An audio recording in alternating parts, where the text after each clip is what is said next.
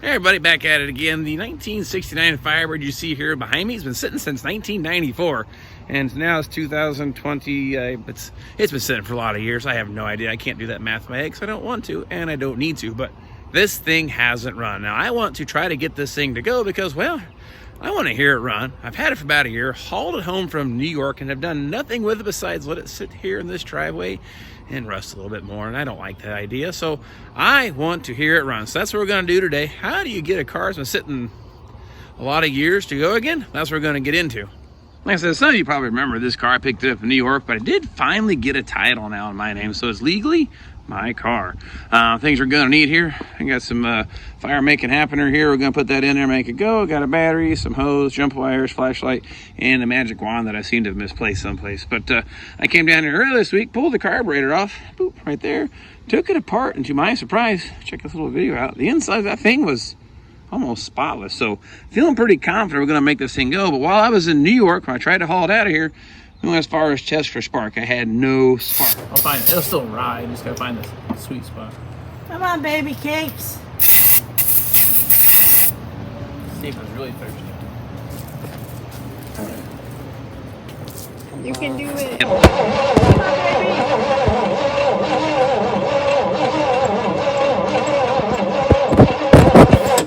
I feel like it's like gas. Yeah, hit the. Let's try to crank down for a second.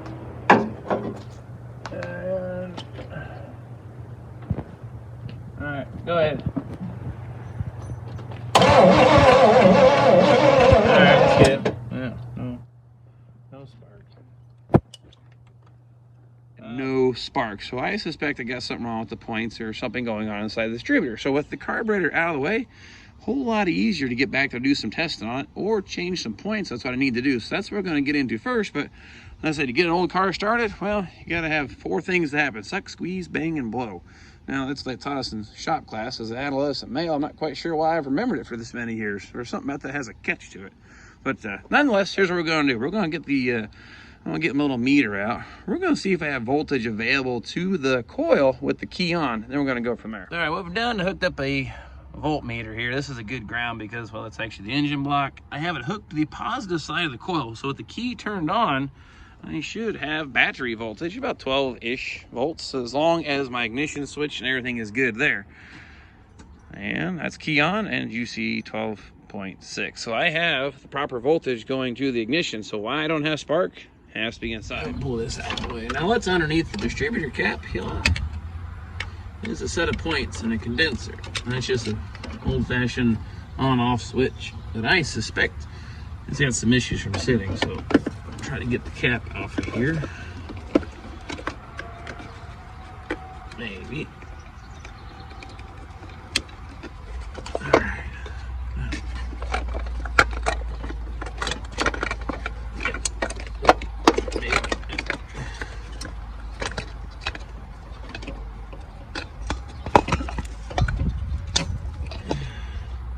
The inside of the cap looks brand new. And that looks brand new. So why don't I have spark? Because he said so. Alright, pull this out of here.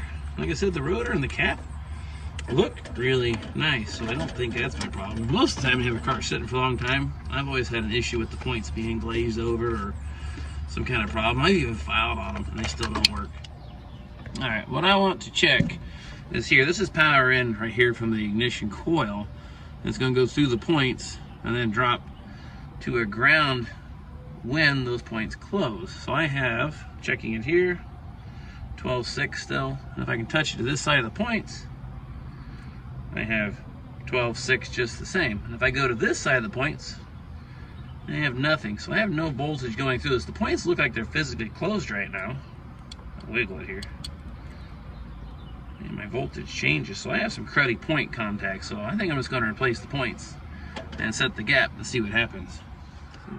What we're coming up with is I need to change out the points. The contacts here are not getting a voltage drop across, so they are closed. You can see them open and shut here as I wiggle this a little bit. It's kind of hard to see it, but open, close, but it doesn't change. I want to change that out here, so I need to get a set of points. Now I feel like a doctor. Get you a little closer. Now these are slotted, just take them loose. And I hope we get these things out of there. Yeah, there you go.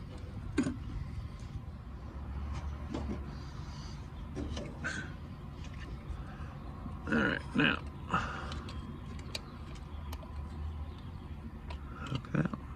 hook that one.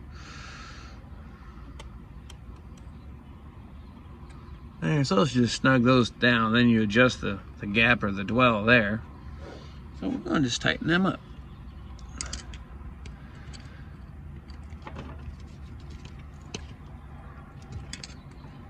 And then being that they're gold, it gets you an extra 5 horsepower.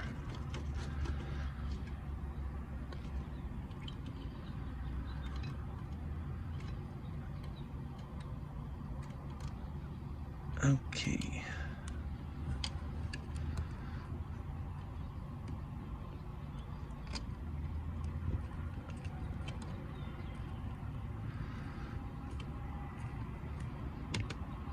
And snug. Now the trick's going to be finding the cam lobe on the distributor. You can see that point set here now opening. If I wiggle this, open, close, so at least it moves. All right, what I've got here, I got the coil wire off. We got the points set by feel. We're gonna call it guess. Now I should be able to crank the engine over and have a spark now. Go ahead and crank it. See that? All right, now I need to put the distributor back together and the carburetor back on. This thing may light off.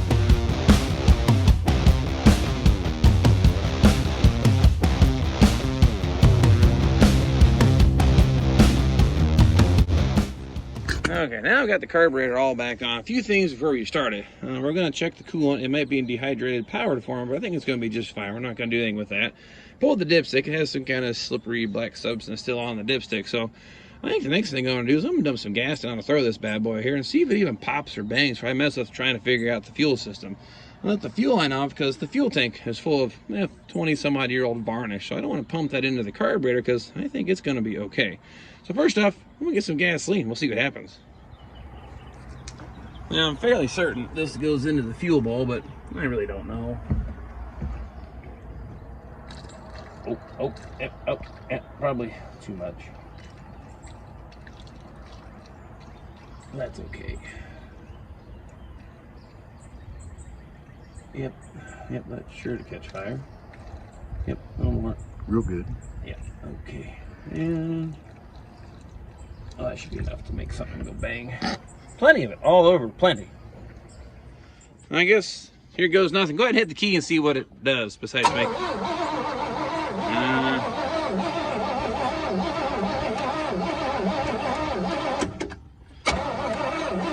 Man, let me put some down here. Put it in like this, just about. Yep, that should be more than enough. Fire it up again. All right, I guess the fuel down. The fuel make it happen here. Oh.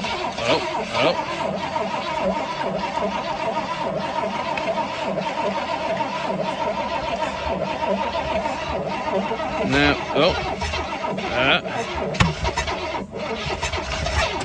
Almost. Nope. Okay. Not gonna go. Oh, okay. Got it. Ready? Go ahead and try it. Now, hold on. The fuel line has a hole in it. Right here, and it's still trying to pump fuel out of it. Got a rag. I'll just lay it over here. I got one right here. It's like shooting varnish.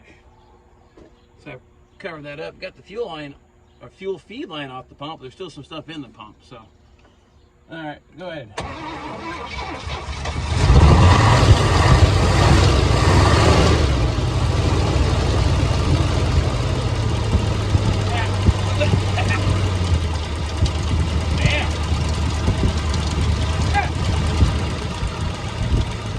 No way. Listen to that thing. Quiet. Oh, I think I ran out of fuel. We need to hook the fuel can up. Okay, here's what we've done. Got the gas can here hooked down to the manual fuel pump because, well, the fuel pump was actually working to my surprise. And what was happening when we were cranking on it, the steel tube that fed the carburetor, well, it had a hole in it. So I just cut it there and slid a little splice on it. So now I should be able to draw fresh fuel into the carburetor. So what I'd like to know now, of course, we already checked it had oil. I guess on a serious note, we should check the coolant. Because like I said, we just had water. Sometimes it dehydrates, you know. But in this case, oh, I actually see some green stuff down there. So I think it's safe to run. Or what I'd like to know now is, will this beast move forward and backwards? Now I suppose here goes nothing. Let's see if it'll move. I have absolutely no brakes, which is fine. The parking brake works though. Oh, come on.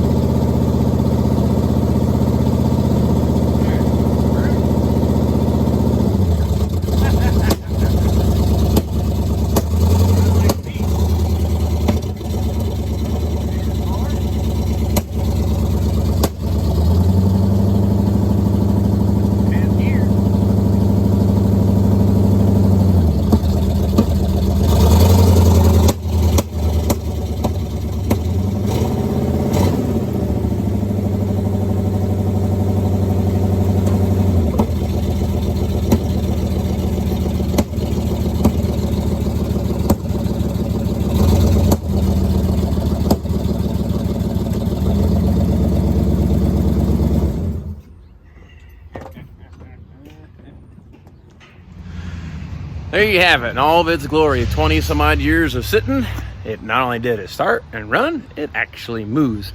I have absolutely no brakes. I got the parking brake to sort of work, but half tempted to take it for a spin around the block, but probably not today. It's already getting about 8 o'clock, sun's going down, and you know how it typically goes. Now the best part about this whole thing is, the reason I'm here working on this, it's in my buddy Mike's driveway. He is a fantastic friend. He lets me store my junk here. This is the Trans Marinato. If you haven't seen that car, put that together. It was sitting here literally broken in half. I don't want the same thing to happen to this car. It has a lot of potential. Now that it runs and drives, oh man, I really kind of regret what I'm getting ready to say here, but it's for sale. I'm going to send this thing off to its new home because unfortunately, the way my schedule's looking at this time, it's going to be at least 3 years, maybe, before I get this thing. And the last thing I want is this thing deteriorating and falling apart. I don't want to be that guy who goes, someday maybe I'm going to restore that car. Well, I probably would. Those some days is too many days. This thing to sit here and go to waste. It has lots of potential. So you guys haven't seen the video when I hauled home from New York, I'll put a little link right up somewhere. I have no idea if it works here. And you guys check it out when I haul it home, see a lot of the details on it. Like I said, I'm going to post it up for sale. As much as it kind of breaks my heart to see it go because it's alive and it moves. But that's what I want to do. See if we get this thing running. It is operational. Really super simple. That blows my mind how awesome these cars are. And I hope you guys enjoyed what we've learned here. Maybe got a little laugh out of it. Or heck, you want to make me an offer? I'm all ears. But nonetheless, I got a bunch more videos coming your way. But we're going to call it quits for tonight. And we'll catch you guys next time.